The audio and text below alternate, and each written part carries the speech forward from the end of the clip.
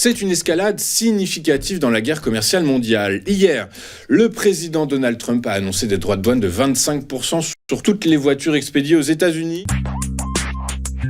Et on ouvre notre fil actu avec cette information qui est tombée ce matin. La dette publique française continue de plonger. En effet, selon des données publiées ce matin par l'INSEE, au quatrième trimestre 2024, elle atteignait 3 305,3 milliards d'euros, soit 113% du PIB, un record hors période de crise. Sur les 3 derniers mois de l'exercice 2024, la dette a augmenté de près de 4 milliards d'euros, contre 71,7 milliards d'euros sur la période précédente. Le déficit public était donc de 5,8% du produit intérieur brut en 2024. C'est un tout petit peu mieux que ce que le gouvernement avait envisagé.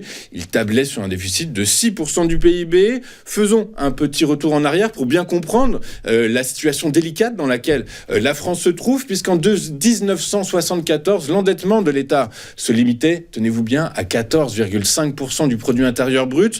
Mais inexorablement, année après année, les déficits budgétaires se succédant, ils l'ont fait s'envoler jusqu'à 114,8% en 2020, au moment de la crise du Covid et du quoi qu'il en coûte français. La hausse de la dette a ensuite ralenti durant 3 ans, mais elle est donc repartie en 2024, passant de 110% en 2023 à 113% du PIB.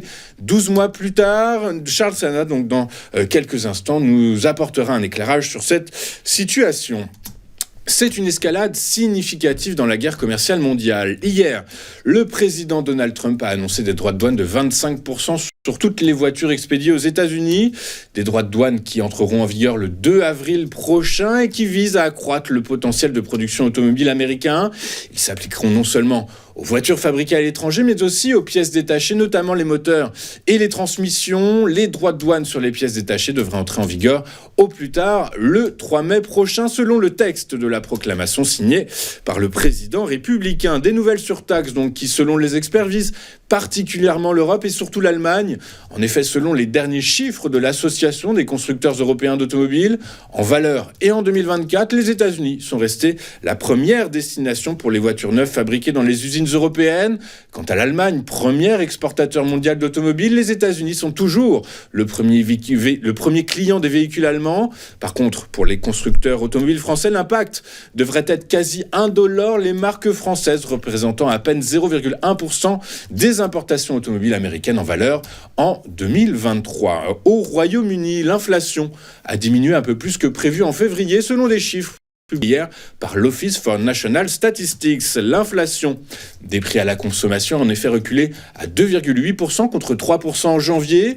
Les économistes s'attendaient, eux, à une baisse plus modeste à 2,9%. Quant à l'inflation sous-jacente, qui exclut, vous le savez, l'énergie, l'alimentation, l'alcool et le tabac, elle a augmenté à 3,5% en février contre 3,7% le mois précédent. Mais pour les experts, il s'agit d'une fausse piste dans la mesure où, avec la hausse attendue des coûts de l'énergie, l'inflation sera probablement de retour au-dessus de 3% en avril et autour de 3,5% d'ici septembre. C'est donc dans ce contexte que la ministre britannique des Finances, Rachel Reeves, a révélé hier de nouveaux plans pour réduire les dépenses publiques afin de réduire un déficit public abyssal et relancer une économie chancelante. Des coupes budgétaires qui toucheront donc en particulier les dépenses sociales qui seront réduites à 0,3% du PIB, permettant au gouvernement travailliste d'économiser jusqu'à 3,4 milliards de livres. Un coup de pouce dont a besoin l'économie britannique, puisque l'Office for Budget Responsibility a réduit de moitié ses prévisions de croissance pour le Royaume, n'attendant que 1% de croissance du PIB pour l'année 2025, l'année en cours, au lieu des 2% attendus lors de ces dernières prévisions. Le géant pétrolier BP a finalisé un accord avec l'Irak pour réaménager plusieurs champs pétroliers géants à Kirkouk, dans le nord de l'Irak, a annoncé hier le pétrolier britannique. L'accord porte sur une phase initiale qui comprend la production de pétrole et de gaz de plus de 3 milliards de barils équivalent pétrole, a indiqué BP dans un communiqué. Le potentiel de ressources plus large sur l'ensemble du contrat et dans la zone environnante est estimé à 20 milliards de barils équivalent pétrole. Pour ce faire, un nouvel opérateur sera mis en place comprenant du personnel de la North Oil Company et de la North Gas Company irakienne, ainsi que des personnes détachées par BP. Avant de faire un point sur les performances des principaux actifs mondiaux, regardons ce à quoi les investisseurs seront attentifs aujourd'hui et inévitablement, suite à l'annonce de Donald Trump de nouvelles surtaxes sur les véhicules et les camions en provenance qui viendront sur le sol américain, eh bien, les investisseurs, la planète finance aura les yeux rivés sur le secteur automobile, dans quelle mesure il réagira à ces nouvelles surtaxes, mais surtout, au-delà de la réaction des marchés financiers, c'est la réaction des pays concernés, notamment Bruxelles et Tokyo, qui pourraient riposter à ces nouvelles annonces.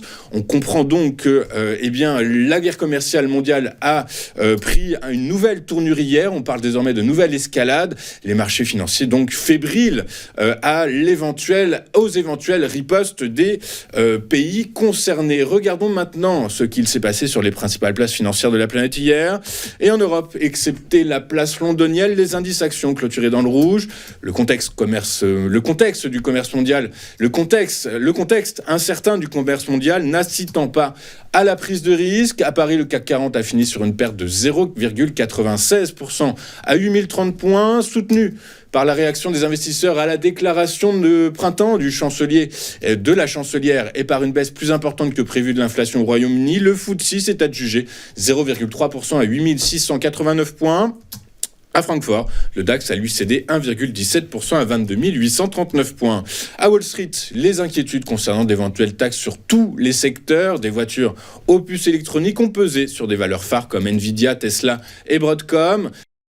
Les indices actions ont clôturé dans le rouge hier. Le Dow Jones a reculé de 0,31%. Le S&P 500 a lâché 1,12%. Et quant au Nasdaq, lui, il a chuté de 2,04%. En Asie ce matin, dans le sillage de Wall Street, les marchés ont clôturé en ordre dispersé. Le Nikkei a terminé la journée en baisse de 0,6% à 37 799 points.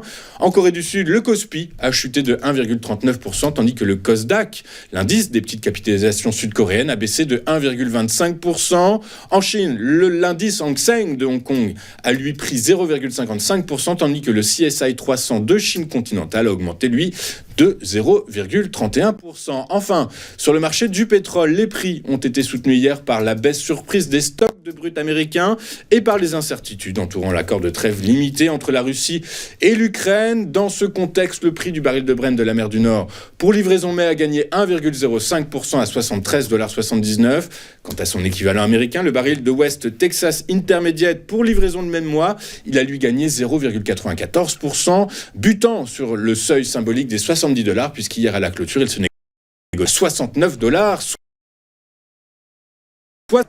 Une toute première pause dans cette édition du 27 mars 2025. Et juste après, comme convenu, comme vous en avez l'habitude, nous retrouvons Éric Seban et son Chronotax qui nous expliquera si la baisse d'hier constitue un point d'entrée évident ou bien si au contraire il faut apporter de la prudence à sa stratégie et attendre que l'indice phare allemand recule encore un peu. À tout de suite sur TV Finance.